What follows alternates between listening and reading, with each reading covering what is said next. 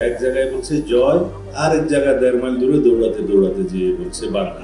বিএনপির ভারপ্রাপ্ত চেয়ারম্যান তারেক রহমান দেশে আসার মধ্য দিয়ে নির্বাচন নিশ্চিত হবে বলে মন্তব্য করেছেন বিএনপির স্থায়ী কমিটির সদস্য সালাউদ্দিন আহমেদ। তিনি বলেন, শিগগিরই তারেক রহমান দেশে ফিরবেন, সেদিন নির্বাচনের সবকিছু প্রতিষ্ঠা হবে। বলছি না নির্বাচন হয়ে যাবে, তবে বিএনপির নির্বাচনের কাজ অর্ধেক শেষ হয়ে যাবে। প্রচারণা তো নির্বাচনের মূল বিষয়, সেদিন বিএনপির অর্ধেক প্রচারণাও হয়ে যাবে। রমজান শুরু হওয়ার সপ্তাহখানেক আগে অথবা তারও আগে বাংলাদেশে জাতীয় সংসদ নির্বাচন অনুষ্ঠান হবে।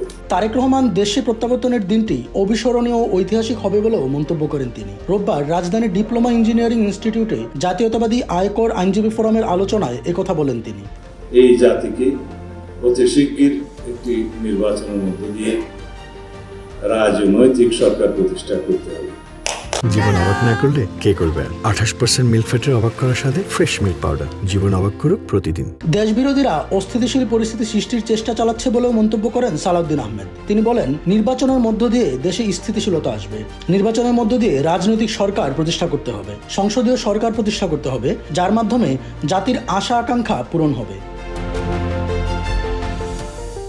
নির্বাচন বানচালের চেষ্টার অভিযোগ তুলে তিনি বলেন, 2026-এর ফেব্রুয়ারিতে রমজানের এক সপ্তাহ আগে অথবা তারও আগে নির্বাচন হতে পারে। এ পথে যারা কাঁটা বেছানোর চেষ্টা করছে, বিভিন্ন রকমের বক্তব্য দিয়ে বিভ্রান্তি ছড়াচ্ছে, তাদের সবার প্রতি নসিহত। দেশ এখন নির্বাচনী আবহে আছে, সারা দেশে নির্বাচনী আমেজ তৈরি হয়েছে। অতি শিগগির আমাদের নেতা জনাব তারেক রহমান বাংলাদেশে প্রত্যাবর্তন করবে। আওয়ামী লীগ প্রসঙ্গে সালাউদ্দিন আহমেদ বলেন, মুক্তিযুদ্ধ ও গণতন্ত্র হত্যার ইতিহাস শুধু আওয়ামী লীগের। আজকে দেখা গেল এক জায়গায় বলছে জয়, দৌড়াতে দৌড়াতে ১.৫ মাইল দূরে গিয়ে বলছে বাংলা। এই হলো তাদের অবস্থা। তারা যেন আর দাঁড়াতে না পারে, সে রাজনীতি করবে আগামীর নেতৃত্ব। তবে আমরা বিএনপির পক্ষ থেকে সেই দিনই নির্বাচনের অর্ধেক কার্য ইনশাআল্লাহ সমাপ্ত করতে পারব। সেটা কি?